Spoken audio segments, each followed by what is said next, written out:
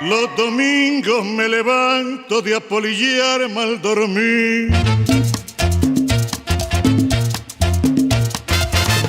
A la una los videos, a las dos para el partido. Y cuando llego a la cancha, comienzan las avalanchas. Va la pelota pa' aquí, va la pelota pa' allá, va la pelota pa' aquí, va la pelota pa' allá.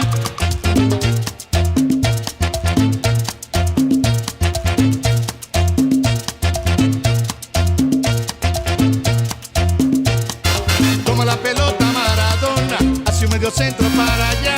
Allá la recibe Hugo Sánchez, hace un medio centro para acá.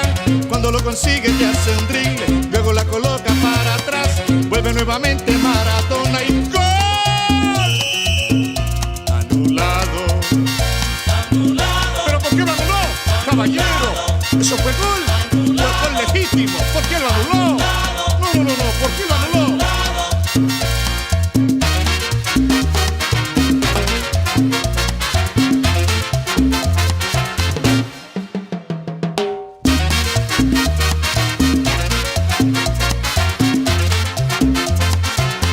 Va la pelota pa' aquí, va la pelota pa' allá, va la pelota pa' aquí, va la pelota pa' allá.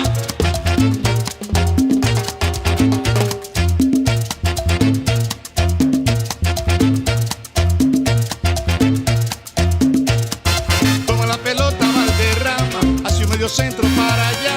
Allá la recibe Tino Asprilla, hace un medio centro para acá.